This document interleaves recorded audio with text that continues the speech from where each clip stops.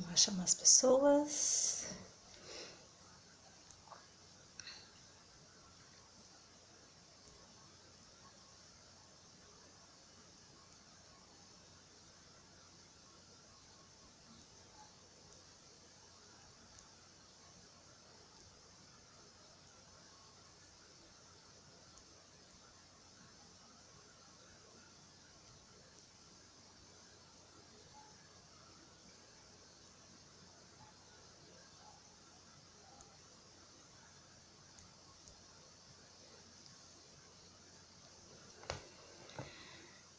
Esperar o pessoal entrar.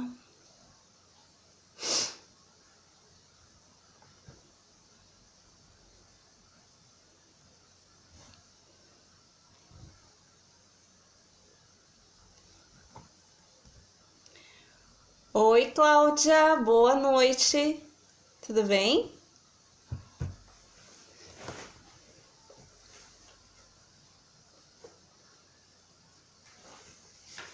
Espera só um pouquinho, tá?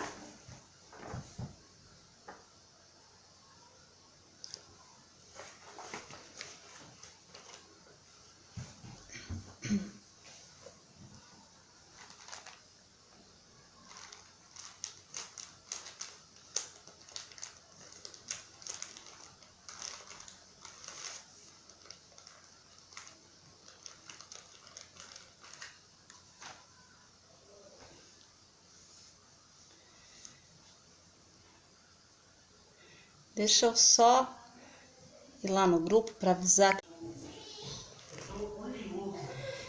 Cláudia, boa noite. As duas Cláudias aqui. Maravilha. Tudo bem com vocês? Acho que eu vou já começar, gente. Pra não ficar demorando muito pra vocês, né? Eu descobri, gente, que eu acho que eu não vou poder mais passar maquiagem. Metade dessa rinite começou com a base, acredita? Vou ter que usar filtro. Vou ter que usar filtro, porque aí eu passei a base e começou a coçar meu nariz. Oi, Zenilda, tudo bem, querida? Como você está? Gente, conta pra mim, como é que foi? Vocês já conheciam o livro? Já conheciam Luiz e Rei? Como é que foi todas aquelas informações ontem? Foi tranquilo pra vocês? Vocês já tinham ouvido? Como que foi? Conta um pouquinho pra mim.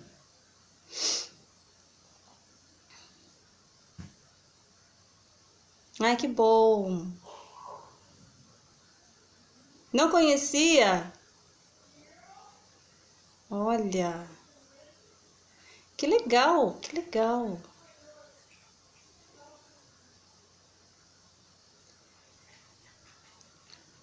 trabalho dela é incrível. É base para muitos trabalhos bons de muitos terapeutas que eu conheço. Inclusive de terapeutas famosos.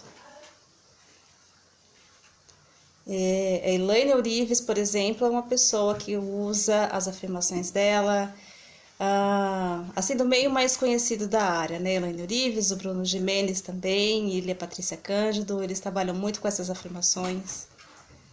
É muito legal, o trabalho dela é referência. Bom, olha, eu não vou demorar para começar, gente.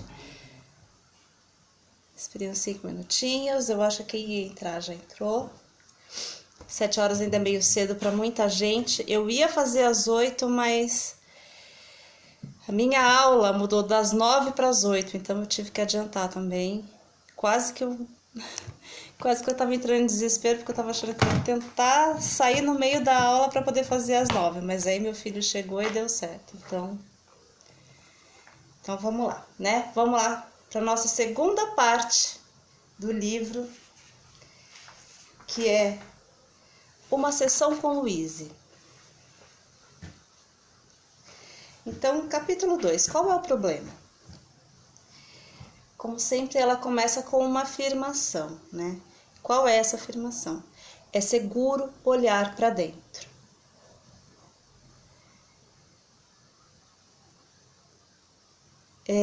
Aqui no texto, ela vai colocando queixas que as pessoas trazem para ela. Então, a primeira queixa é: meu corpo não funciona. Ele dói, sangra, lateja, purga, vibra, incha, vacila, anda, envelhece, não consegue ver, não consegue ouvir, está apodrecendo, mas tudo o que você criou. Acho que já ouvi frases desse tipo. Outra queixa: meus relacionamentos não funcionam. Ai, gente, vocês estão me ouvindo bem? Vocês estão me ouvindo bem? Eu tô sem fone. Tá bom o áudio? Posso continuar assim? Só dá um feedback pra mim. Se tiver ok, eu vou continuar.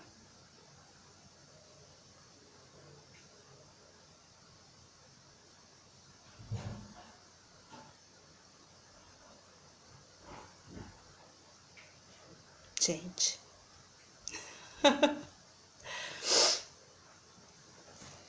Tá bom? Beleza. Tá.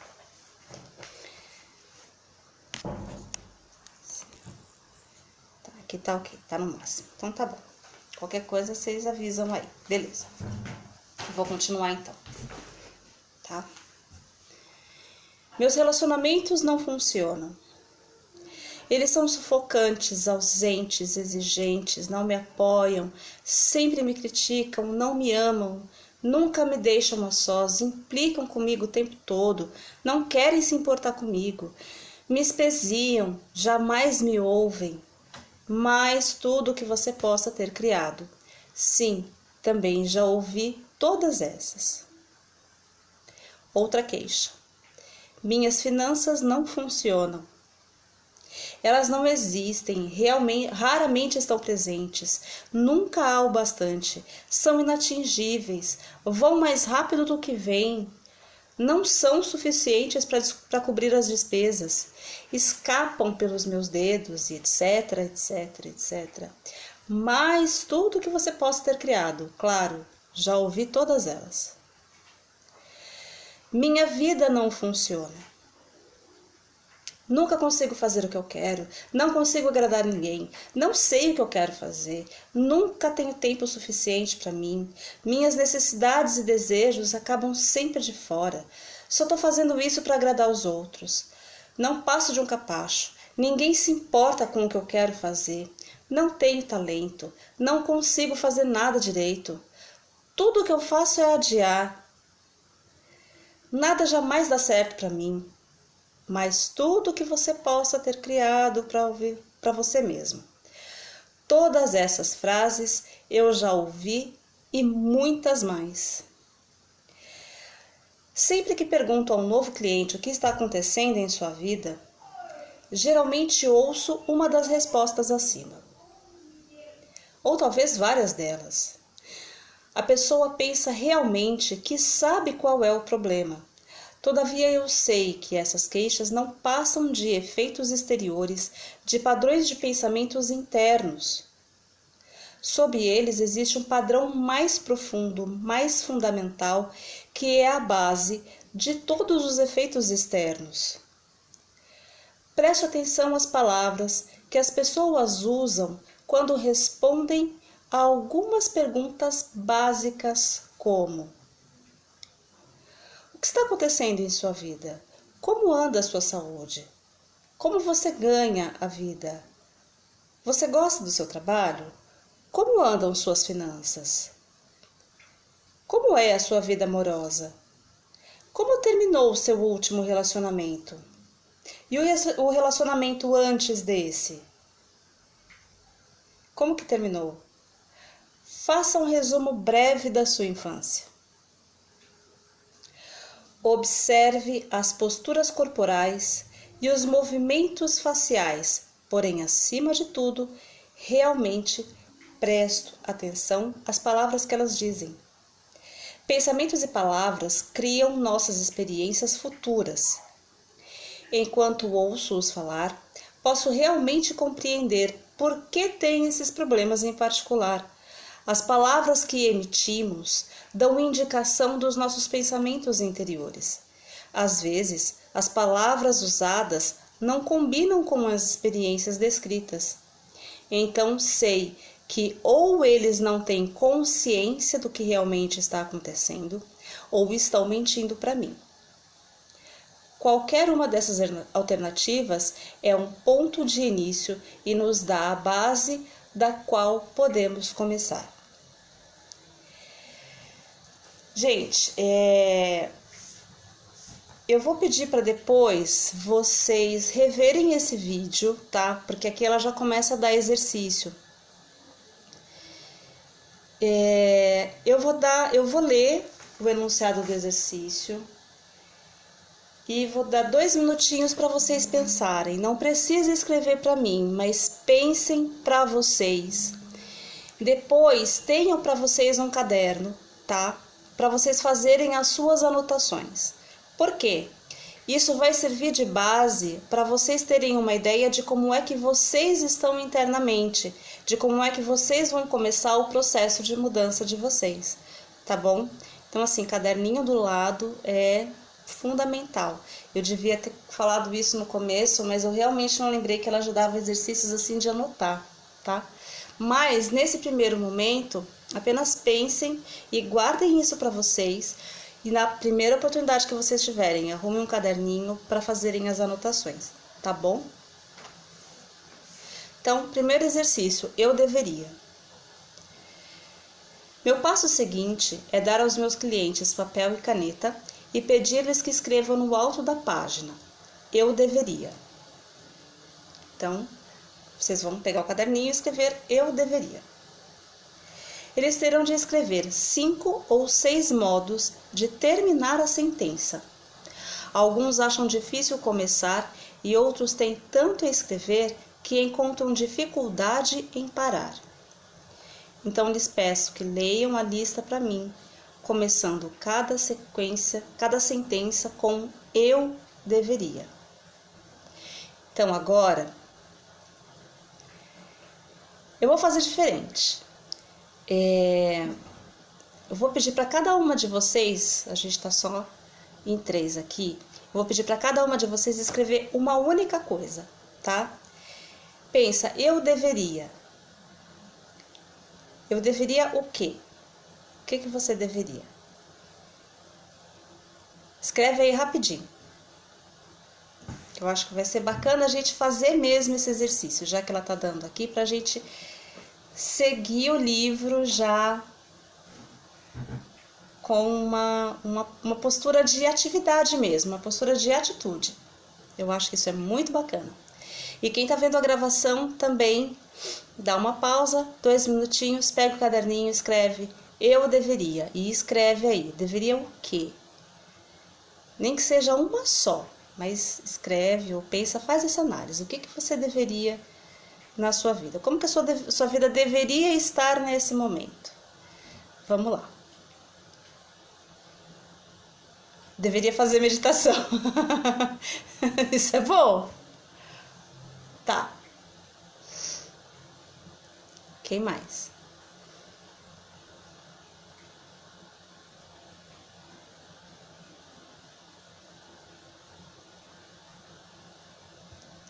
Cláudia, Zinilda.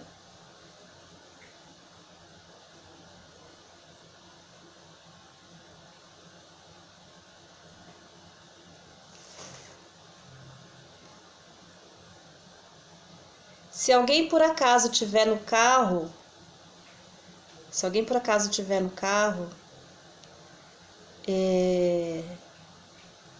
me manda um joinha ou para baixo, algum sinal que eu vou entender. Tá? Qualquer carinha, qualquer coisa, qualquer desenho que fique fácil, eu vou entender que a pessoa tá no carro, porque eu entendi que de repente pode ser que tenha alguém no carro. Nesse horário o pessoal tá meio que voltando, né, para casa.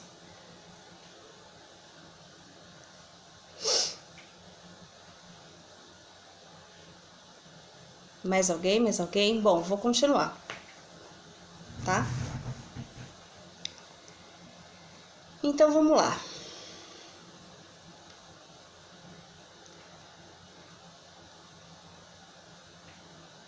Ninguém?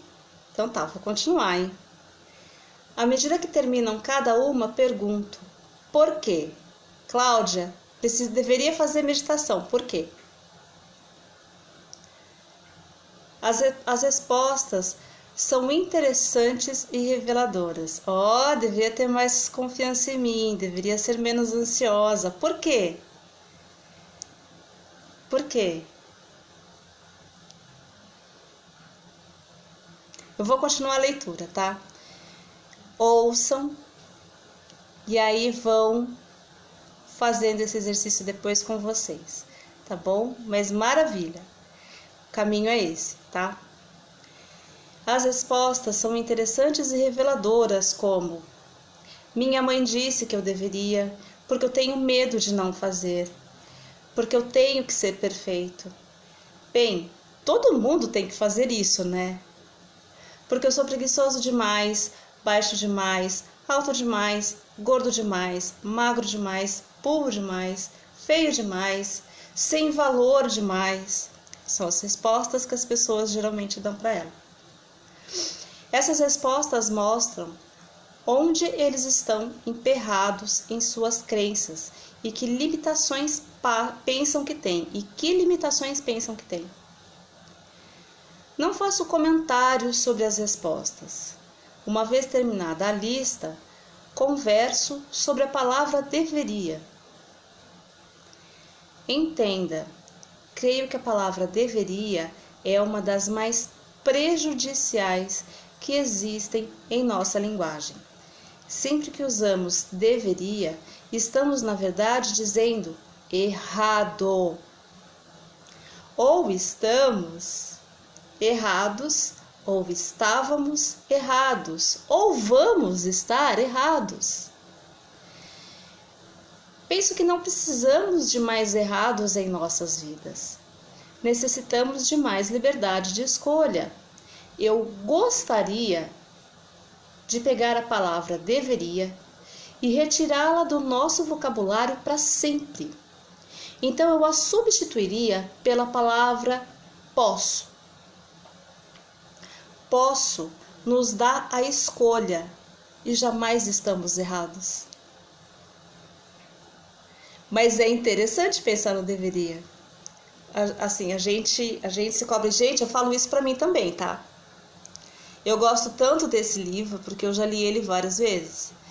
E autoconhecimento é uma coisa que você começa a se olhar, você começa a se cuidar internamente.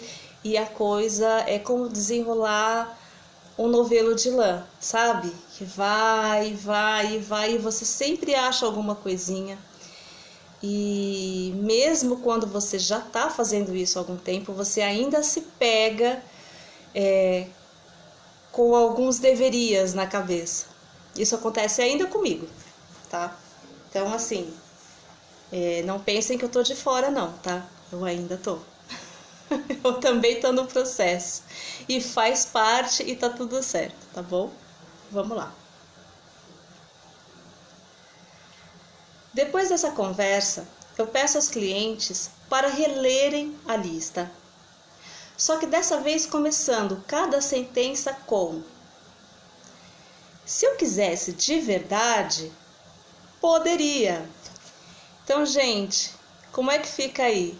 Se eu quisesse de verdade, eu poderia fazer meditação. Se eu quisesse de verdade, poderia ter mais confiança em mim. Se eu quisesse de verdade, poderia ser menos ansiosa. Nossa, forte, né? Uau! Uau, vamos lá. O que lança uma luz inteiramente nova sobre o assunto. À medida que eles vão terminando cada sentença, pergunto delicadamente: e por que você não fez isso? As respostas, então, são bem diferentes. Porque não quero, porque tenho medo, porque não sei como, porque não sou bom o bastante. Muitas vezes descubro que eles estiveram se repreendendo por anos a fio por algo que, para começar, jamais quiseram fazer, ou então que esteve se criticando por não fazer alguma coisa quando nunca tiveram ideia de como começar. Muitas vezes, trata-se de algo que alguém lhe disse que eles deveriam fazer. Quando tomam a consciência disso, podem atirar a lista, essa coisa da lista deveria. E que grande alívio se livrar dessa lista, né? Olhe para todas as pessoas que tentam se forçar por anos e anos a seguir uma carreira da qual nem ao menos gostam, só porque seus pais disseram que elas deveriam ser dentistas ou professores. Quantas vezes nos sentimos inferiores porque nos disseram que deveríamos ser mais inteligentes, ricos ou criativos do que algum parente? O que existe na sua lista deveria que poderia ser abandonado com uma sensação de alívio? Quando meus clientes terminam de trabalhar com essa lista, estão começando a olhar as suas vidas de um modo novo e diferente. Notam que muitas coisas que achavam que deveriam fazer são coisas que jamais quiseram fazer e só estavam tentando agradar outras pessoas. Na maioria das vezes, isso acontece porque eles têm medo ou pensam que não são bastante bons. O problema agora começou a mudar. Comecei o processo de soltar a sensação de estar errado, porque a pessoa não se adapta a padrões de outras criaturas. Gente, tá ok de entender ou deu nó? Fala aí pra mim.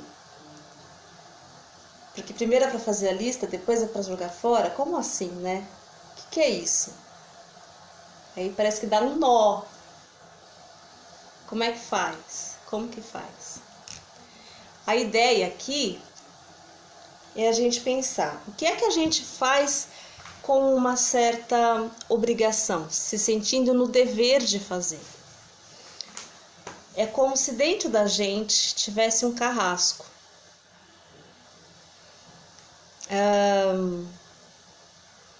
Alguém aí, alguma aqui já teve aquela coisa de se obrigar a dar conta de todas as coisas de casa, por exemplo, de trabalhar fora, cuidar dos filhos, cuidar da casa, e a gente tem sempre aquela sensação de, nossa, tenho que fazer, preciso dar conta. Quando a gente já não tá mais, por exemplo, e aí eu falo um pouco de mim, né? Eu morava com a minha mãe, então eu tinha a responsabilidade de cuidar da casa do meu irmão. E quando eu fui morar sozinha, eu carreguei essa sensação comigo. Então, por muitos anos, quando chegava no final de semana, eu desmontava a minha casa inteira, toda semana. Então, eu trabalhava de segunda a sábado, no domingo, que era o meu dia de folga, eu trabalhava de novo, porque eu desmontava a casa inteira e eu não descansava nunca. Até que um dia, eu falei, nossa, podia descansar hoje, né? E aí eu escolhi descansar. Mas isso foram anos a fio, tendo essa escolha pelo deveria. E aí, pular a lista, é legal a gente fazer essa lista? A gente precisa olhar para essas coisas, olhar para essas questões que estão dentro da gente, porque às vezes a gente tem várias questões, vários deverias, né, dentro da gente e a gente não percebe. Então, é legal, sim, fazer essa lista e aos poucos a gente trabalhar essa transformação, tá bom? Aí a gente vai soltando, como ela diz aqui, essa sensação de estar errado, que é maravilhosa. Eu sempre falo, tudo está certo, gente, tudo está certo. Em seguida, passo a explicar-lhes a minha filosofia de vida, que está apresentada no capítulo 1. Creio que a vida é, na realidade, muito simples. O que damos, recebemos. O universo apoia plenamente cada pensamento que escolhemos ter e acreditar nele. Quando somos pequenos, aprendemos como nos sentir sobre nós mesmos e sobre a vida, através das reações dos adultos que nos cercam. Sejam quais forem essas crenças, elas serão recriadas como experiências à medida que crescemos. Todavia, estamos apenas lidando com padrões de pensamento e o ponto de poder está sempre no momento presente. As modificações podem começar nesse instante. Amar o eu. Continuo explicando que não importam quais pareçam os seus problemas. Só existe uma única coisa em que trabalho com todos: o amar o eu. O amor é o remédio milagroso. Amar a nós mesmos é algo que realiza milagres em nós mesmos. Não estou falando sobre vaidade, arrogância ou convencimento, pois isso não é amor, mas somente medo. Falo sobre ter um grande respeito por nós mesmos e uma gratidão pelo milagre de nosso corpo e nossa mente. Amor, para mim, é apreciação a tal ponto que ela enche meu coração ao máximo e extravasa. O amor pode tomar qualquer direção.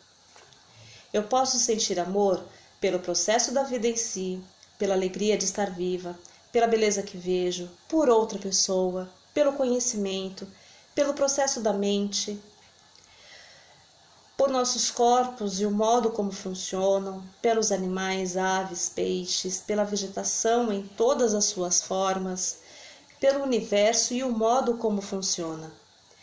O que mais você pode acrescentar a essa lista? Vamos dar uma olhada em algumas das formas de não amarmos a nós mesmos. Censuramo-nos e criticamo-nos de maneira interminável. Maltratamos nossos corpos com alimentos errados, álcool, drogas. Escolhemos acreditar que não somos merecedores de amor. Temos medo de cobrar um preço razoável pelos nossos serviços. Criamos doenças e dor em nossos corpos. Adiamos fazer coisas que nos beneficiariam. Vivemos no caos e na desordem. Criamos dívidas e fardos. Atraímos amantes e parceiros que nos diminuem. Quais são algumas das suas próprias formas? Se de alguma maneira negamos nosso bem, trata-se de um ato de não nos amar. Lembro-me de uma cliente que usava óculos. Um dia, desprendemos um velho medo da infância. No dia seguinte, ao acordar, ela achou que as lentes de contato a estavam incomodando demais. Gente, falou em olhar, não consigo mais enxergar, que horror. Vou ler de novo, tá? Ficou até engraçado agora. Um dia desprendemos um velho medo de infância. No dia seguinte, ao acordar, ela achou que as lentes de contato a estavam incomodando demais. Tirou-as, olhou à sua volta e descobriu que sua vista estava perfeita. Todavia, minha cliente passou o dia inteiro dizendo: "Não acredito, não acredito". No dia seguinte, voltou a usar as lentes de contato. A mente subconsciente não tem senso de humor. Não conseguiu acreditar que havia criado a visão perfeita. A falta de autovalorização é uma outra expressão de não amar a nós mesmos. Tom era um artista muito bom e tinha alguns clientes ricos que lhe pediram que decorasse uma ou duas paredes de suas casas. Mesmo assim, ele estava sempre atrasado no pagamento das suas contas, pois seus orçamentos originais nunca eram suficientes para cobrir o tempo envolvido na conclusão do trabalho. Ora, qualquer um que presta um serviço ou cria um produto único pode cobrar o preço que quiser. Pessoas de posses adoram pagar muito pelo que querem, pois isso valoriza mais o objeto. Obrigada, filho. O objeto em questão. Vamos a mais exemplos. Nosso parceiro está cansado e mal-humorado. Imaginamos o que nós fizemos de errado para causar isso.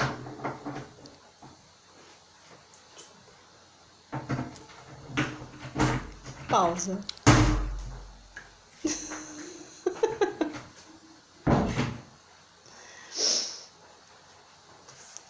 É assim mesmo, gente. A vida ao vivo como ela é.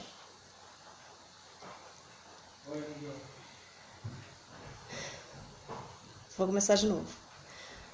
Vamos a mais exemplos. Nosso parceiro está cansado e mal-humorado.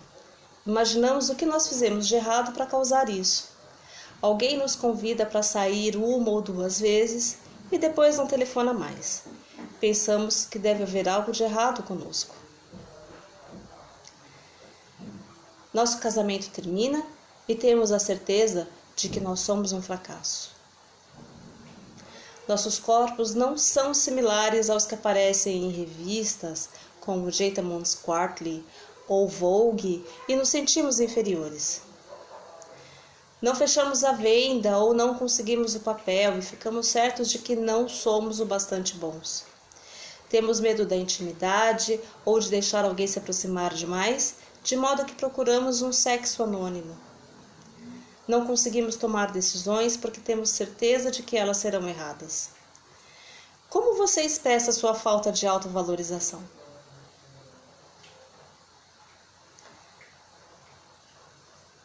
E aí, gente, vou fazer um adendo aqui. É algo que vocês podem também pensar e colocar no caderninho, tá? Eu me valorizo de verdade, eu tenho alguma coisa em mim que está faltando eu colocar valor na minha vida. Como que eu estou expressando isso? Pensa, coloca no caderno, tá bom? A perfeição dos bebês. Como você era perfeito quando era bebezinho? Os bebês não têm que fazer nada para se tornarem perfeitos, eles já são perfeitos e agem como se soubessem disso. Sabem que são o centro do universo. Não têm medo de pedir o que querem e expressam livremente suas emoções. Qualquer um sabe quando um bebê está bravo, aliás, toda a vizinhança sabe. Também se sabe quando eles estão felizes, pois seus sorrisos são capazes de iluminar um quarto inteiro. Os bebês são cheios de amor. Crianças muito pequeninas morrem se não receberem amor. À medida que vamos ficando mais velhos, aprendemos a viver sem amor, mas os bebês não suportam isso. Os pequeninos também adoram cada parte do seu corpo, amam até as próprias fezes. Eles têm uma coragem incrível. Você era assim. Nós éramos assim, todos. Então começamos a ouvir os adultos à nossa volta, que haviam aprendido a ser medrosos, e passamos a negar a nossa própria magnificência. Nunca acredito quando os clientes tentam me convencer de como são horríveis ou tão pouco dignos de amor. Meu trabalho é levá-los de volta à época em que sabiam como realmente amar a si mesmos. Exercício. Espelho. Peço ao cliente para pegar um espelho pequeno, olhar bem nos olhos, dizer seu nome e depois: eu amo e aceito exatamente como você é. Então, gente, façam este exercício. No meu grupo de apoio, eu passo esse exercício para as pessoas, tá? E ele é muito transformador. Façam, se olhem no espelho e digam: Cláudia, Zenilda, Suzana, eu te amo. Façam e me digam depois, tá bom? Esse exercício é extremamente difícil para muitas pessoas. É raro eu obter uma reação tranquila, muito menos um pouco de alegria com essa prática. Alguns choram ou ficam com os olhos marejados, outros se enfurecem, outros ainda menosprezam suas feições ou qualidades. Uns poucos afirmam que não conseguem. Cheguei a ver um homem atirar o espelho para longe e querer fugir. Precisei trabalhar meses seguidos com esse cliente até ele poder começar a relacionar-se consigo mesmo no espelho. Por muitos anos, eu olhei no espelho apenas para criticar o que eu via nele. Hoje, quando me recordo das intermináveis horas que passei acertando as sobrancelhas, tentando me tornar razoavelmente aceitável, acho graça. Lembro-me bem do medo que eu sentia de olhar dentro dos meus próprios olhos. No meu trabalho, esse exercício me mostra muito. Em menos de 1 hora, sou capaz de atingir o âmago da questão sobre o problema externo. Quando se atua apenas no nível do problema, gastam-se horas intermináveis trabalhando em cada detalhe. E no instante em que tudo parece arrumado, ele brota num outro lugar qualquer. O problema, entre aspas, raramente é o verdadeiro problema.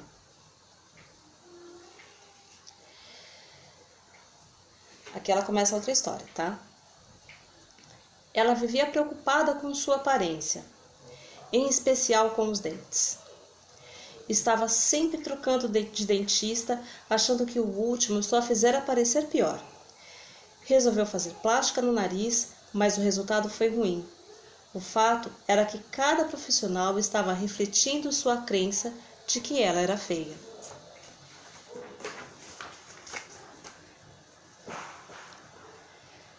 Seu problema não era a aparência, mas o fato de que estava convencida de que havia algo errado nela.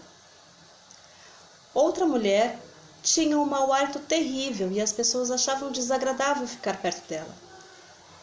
Ela estudava para ser ministra de igreja e seu comportamento exterior era pio e espiritual.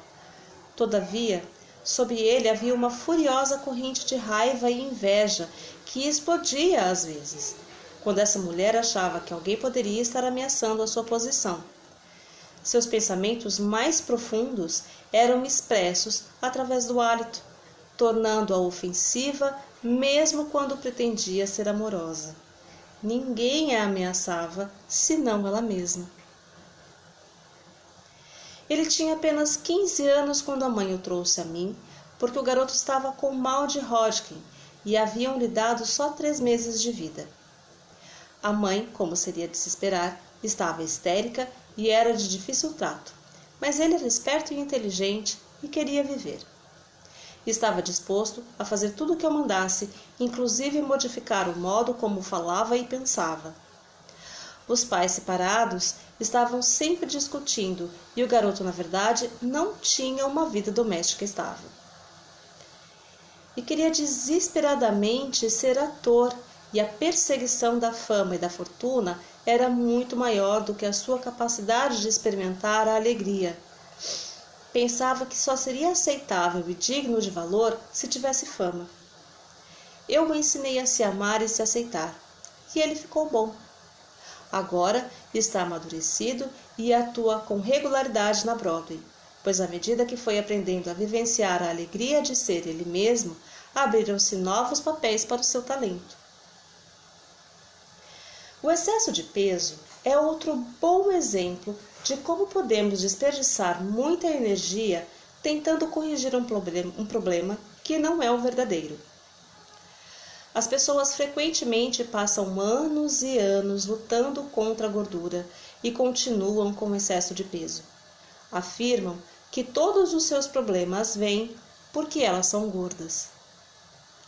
O excesso de peso é só um efeito exterior de um profundo problema interno. Para mim, ele é sempre o medo e não uma necessidade de se sentir protegido. Perdão, gente, errei, tá? Para mim, ele é sempre o medo e uma necessidade de se sentir protegido. Cicinha.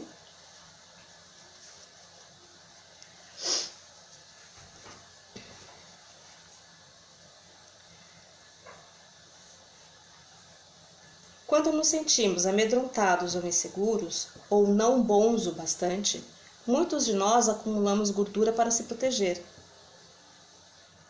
Gastar tempo nos menosprezando por sermos gordos demais, sentir culpa a cada garfada que comemos, fazer todas as coisas más que fazemos a nós mesmos quando engordamos, não passa de desperdício de tempo. Daqui a 20 anos estaremos na mesma posição, porque não começamos a lidar com o verdadeiro problema por trás da gordura. Só conseguimos nos tornar mais amedrontados e inseguros. E então precisamos de mais peso e mais proteção. É por isso que eu me recuso a focalizar a atenção na gordura ou em dietas, pois estas não funcionam. A única dieta que dá certo é a dieta mental, a que evita pensamentos negativos. Costumo dizer aos meus clientes: vamos colocar essa questão de lado por algum tempo, enquanto trabalhamos com outras coisas. Muitas vezes, eles me dizem que não podem se amar, porque são muito gordos, ou é como colocou uma moça, redondos demais nas beiradas. Explico-lhes então que eles são gordos porque não se amam. É impressionante ver como, quando se começa a amar e aprovar a nós mesmos, a gordura excessiva vai desaparecendo dos nossos corpos. É comum alguns clientes ficarem bravos comigo quando lhes explico como é fácil mudar suas vidas, porque têm a impressão de que não estou compreendendo os seus problemas. Uma mulher ficou muito nervosa e falou: vim aqui para conseguir ajuda no preparo da minha dissertação, não para aprender a me amar. Todavia, para mim estava claro seu principal problema era o ódio contra si mesma, que permeava todas as áreas da sua vida, inclusive o escrever a dissertação. Ela não seria bem-sucedida em nada enquanto se sentisse tão sem valor. Ela recusou-se a me ouvir e saiu em lágrimas. Voltou 1 ano depois com o mesmo problema e muitos outros mais. Algumas pessoas não estão prontas e não temos como avaliar isso. Todos começamos a fazer nossas mudanças na hora, no espaço e na sequência certos para nós. Eu só comecei as minhas depois de completar 40 anos. O verdadeiro problema. Então, me vejo diante de um cliente. Me vejo diante de um cliente que acabou de se olhar no inofensivo espelhinho e está todo nervoso. Sorrio com prazer e digo: ótimo, agora estamos olhando para o verdadeiro problema e podemos começar a remover aquilo que está realmente atrapalhando o seu caminho. Converso mais sobre amar o eu, sobre como para mim amar o eu começa como nunca, jamais nos criticar por nada. Observo o rosto dos meus clientes quando lhes pergunto se costumam se criticar. E suas reações me dizem muito. Ora, claro que sim. O tempo todo. Não tanto quanto costumava fazer. Ou, ora, como eu vou mudar se eu não me critico? Não é o que todos fazem? A esses últimos eu respondo: não estamos falando sobre todos, estamos falando de você. Por que você se critica? O que há de errado com você? Enquanto eles falam, vou escrevendo uma lista. O que dizem frequentemente coincide com sua lista do deveria. Acham que são altos demais, baixos demais, gordos demais, magros demais, burros demais, velhos demais ou jovens demais, feios demais. Os mais bonitos em geral respondem isso. Falam também que são vagarosos demais ou apressados demais, preguiçosos demais e etc, etc, etc. Note como quase sempre é uma coisa demais. Finalmente, chegamos à frase primária quando dizem: não sou bastante bom. Viva, viva! Finalmente encontramos o mago da questão. Eles se criticam porque aprenderam a acreditar que não são bastante bons. Os clientes se admiram com a rapidez com que chegamos a essa descoberta. Agora, não precisamos mais nos preocupar com efeitos colaterais como problemas corporais ou relacionamento, finanças ou falta de expressão criativa. Podemos dedicar toda a nossa energia na dissolução da causa básica de tudo que está acontecendo, o não amar a si mesmo. Na infinidade da vida onde estou, tudo é perfeito, pleno e completo. Estou sempre divinamente protegido e guiado. É seguro para mim olhar para o meu interior. É seguro para mim olhar para o passado. É seguro para mim alargar a minha visão da vida. Sou muito mais do que minha personalidade, passada, presente ou futura. Agora, escolho me elevar acima dos meus problemas de personalidade para reconhecer a magnificência do meu ser. Estou totalmente disposto a aprender a me amar. Tudo está bem no meu mundo. Deixa eu ver quanto tempo a gente tem. Esse foi o fim do capítulo 3. Gente, eu vou terminando por aqui, já são 10 para as 8. Na verdade, esse foi o fim do capítulo 2. Amanhã a gente começa o capítulo 3. Eu acho que vai dar tranquilo para fazer um capítulo por dia. E eu vou ver se eu mando lá no grupo o PDF do livro para vocês, que aí eu acho bacana vocês poderem acompanhar também, tá bom? Meninas que me acompanharam até aqui, gratidão, gratidão, gratidão. Aproveitem, arrumem aí o caderninho, vão pensando nessas coisas, vão fazendo aí suas listinhas, pensando no que dá para aplicar para vocês. E é isso, amanhã a gente continua capítulo 3. Eu vou estar aqui, eu vou avisar, eu vou ver se eu consigo fazer às 8 amanhã, mas eu fico meio que nessa, gente, eu fico dependendo do horário da minha aula, e como a minha professora também tem os horários meio bagunçados, eu meio que dependo do horário dela para definir o meu horário, mas vai ser sempre entre esse horário 19 e 20, tá bom? Gente, muito obrigada e eu vejo vocês amanhã, tá? Beijo. Tchau.